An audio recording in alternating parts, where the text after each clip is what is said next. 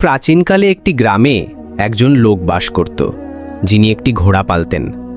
সেই লোকের 4টি ছেলে ছিল। বাবার কাছে তারা 4জনই প্রিয় ছিল, কিন্তু তারা ছিল প্রথম শ্রেণীর বোকা। যখন সেই লোক মারা গেল, তখন তার ছেলেরা পরস্পরের সঙ্গে পরামর্শ করে বলল, বাবা তো এই দুনিয়া থেকে চলে গেছে, এখন এই ঘোড়াটাকে কে পালবে? তারা একসঙ্গে সিদ্ধান্ত নিল যে ঘোড়াটাকে কেটে নিজেদের মধ্যে ভাগ করে নেবে, আর প্রত্যেক ভাইয়ের ভাগে ঘোড়ার একটি করে পা আসবে। কিন্তু তাদের জন্য সমস্যা হলো এই যে ঘোড়ার বাকি শরীরটাকে কিভাবে ভাগ করা যায়। তারা ঘোড়ার পাশে দাঁড়িয়ে এই হিসাব নিকাশ করছিল। এমন সময় একজন লোক সেখান দিয়ে যাচ্ছিল। সেই 4 ভাইয়ের কাছে জিজ্ঞাসা করল, ভাইয়েরা, তোমরা কোন বিষয়ে নিজেদের মধ্যে ঝগড়া করছো? আমাকে বলো, হয়তো আমি তোমাদের সমস্যার কোনো সমাধান বের করতে পারি। 4 ভাইয়ের মধ্যে একজন উত্তর দিল, আমরা 4 ভাই, আপনি আমাদের বলুন, আমরা এই ঘোড়াটাকে নিজেদের মধ্যে সমানভাবে কিভাবে ভাগ করব? সেই লোক বলল, এটা তো খুব সহজ। এমন করো, এই ঘোড়াটাকে বিক্রি করে দাও, আর যে টাকা পাবে তা নিজেদের মধ্যে ভাগ করে নাও। 4 ভাই এই কথায় রাজি হয়ে গেল এবং ঘোড়া বিক্রি করতে শহরের দিকে রওনা হলো। পথে তারা একটি জঙ্গলের মধ্যে দিয়ে যাচ্ছিল। সেখানে রাত হয়ে গেল। 4 ভাই সারাদিনের ক্লান্তিতে জর্জরিত ছিল। তারা যেই শুয়ে পড়ল, তাদের ঘুম এসে গেল। তারা যখন গভীর ঘুমে মগ্ন ছিল, তখন রাতের কোনো এক সময়ে একজন চোর সেখান দিয়ে গেল। সে দেখল 4 জন লোক নিশ্চিন্তে ঘুমাচ্ছে আর জোরে জোরে নাক ডাকছে। চোরটি ধীরে ধীরে ঘোড়ার দিকে এগিয়ে গেল, ঘোড়ার দড়ি খুলে দিল এবং আস্তে আস্তে ঘোড়াটাকে নিয়ে সেখান থেকে পালিয়ে গেল। কিছুক্ষণ পর এক ভাইয়ের ঘুম ভাঙল।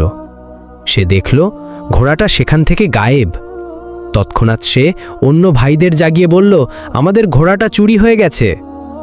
এক ভাই হাই তুলতে তুলতে বলল, ঘুমাও ঘুমাও, রমজান খান নিয়ে গেছে, হয়তো সকালে দেখা যাবে।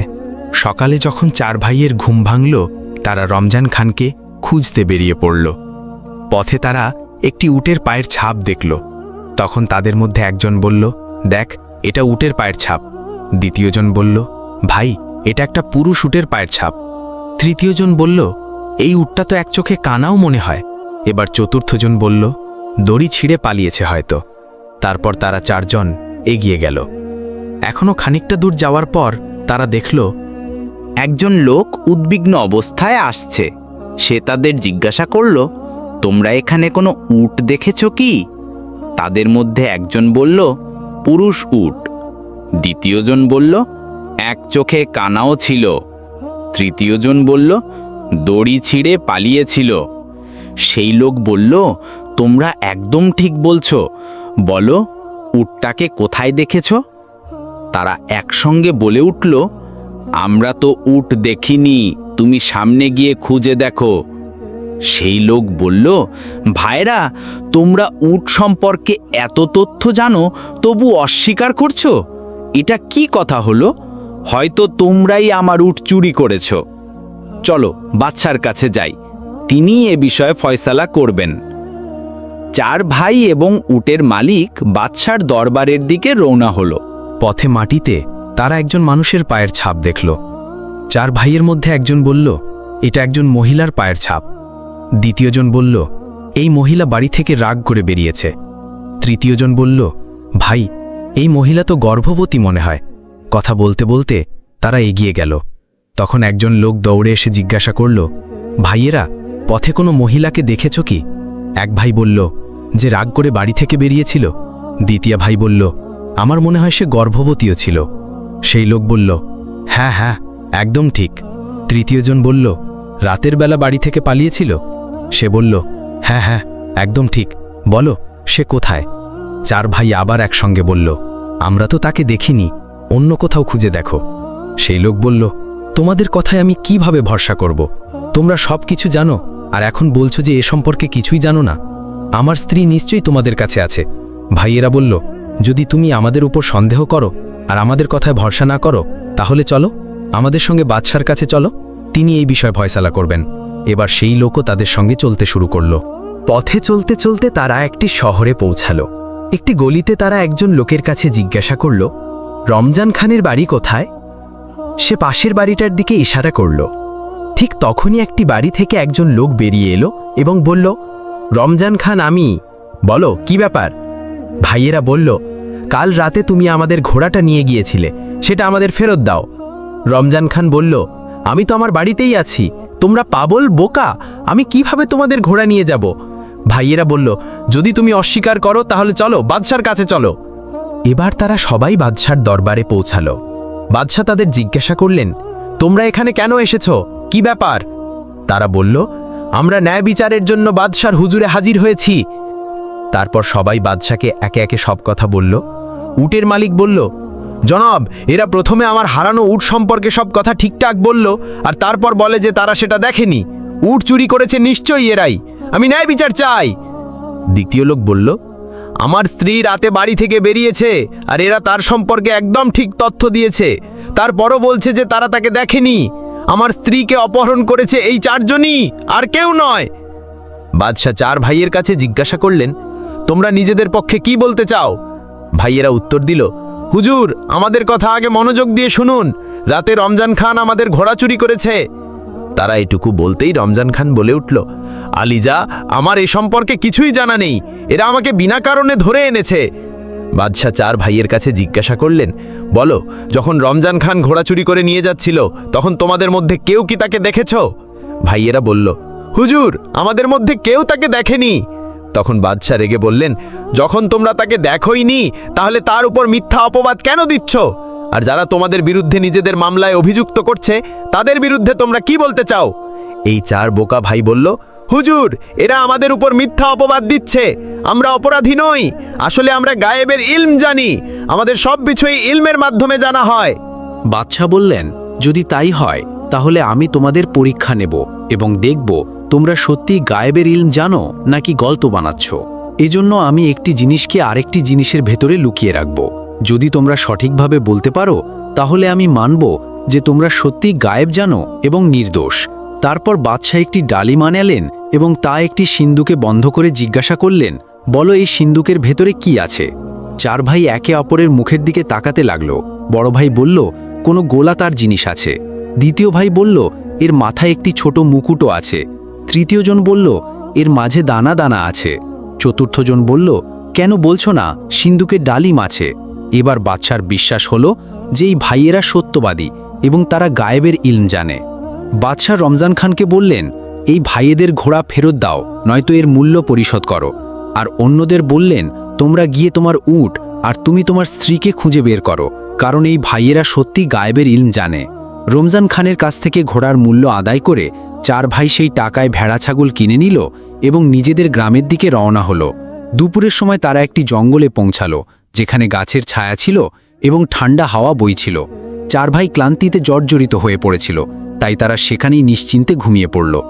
যখন এক ভাইয়ের ঘুম ভাঙল, সে দেখল একটি ছাগলের বাচ্চা গাছে উঠে গেছে আর ভেড়ারা জাবর কাটছে। সে তার ভাইয়েদের বলল, চুপচাপ উঠে পড়ো। ভাইয়েরা জিজ্ঞাসা করল, কেন, কি হয়েছে? সে বলল, ছাগলগুলো ডাল ভাঙছে আর ভেড়ারা আমাদের মারার জন্য পরামর্শ করছে। চার ভাই সেখান থেকে পালিয়ে গেল এবং ভেড়া ছাগলগুলোকে সেখানেই ফেলে রেখে গেল। একটি ভেড়া তাদের পিছু নিল। তখন এক ভাই পাথর তুলে ভেড়াটার উপর ছুঁড়ে বলল, ভাইয়েরা, একটাকে তো আমি মেরে ফেলেছি, এখন যত তাড়াতাড়ি সম্ভব এখান থেকে পালাও। তারা অনেকক্ষণ ধরে দৌড়াতে দৌড়াতে ক্লান্ত হয়ে গেল এবং তাদের শ্বাস ফুলতে লাগলো। দৌড়াতে দৌড়াতে তারা থামল এবং একজন বলল, গুনে দেখ আমরা সবাই ঠিক আছি কিনা। এই বলে চতুর্থ ভাই গুনতে শুরু করলো, কিন্তু নিজেকে গুনতে ভুলে গেল এবং বলল, আমরা তো তিনজন, আমাদের চতুর্থ ভাই গায়েব। দ্বিতীয়জন বলল, থাক, আমি গুনি। তারপর সে গুনতে শুরু করলো, 1, 2, 3। সেও নিজেকে গুনল না এবং বলল, আমাদের মধ্যে সত্যি চতুর্থ ভাই গায়েব। এভাবে একে একে চারজনই গুনল এবং প্রত্যেকে নিজেকে গুনতে ভুলে গেল। তারা ভাবতে লাগলো যে চতুর্থ ভাই কোথাও হারিয়ে গেছে। এমন সময় সেখান দিয়ে একজন ঘুড়সওয়ার যাচ্ছিল। সে ভাইদের এই আচরণ দেখে বুঝল যে এরা প্রথম শ্রেণীর বোকা। সে বলল, যদি আমি তোমাদের গুনতি পুরো করে দিই তাহলে আমি কি পাব?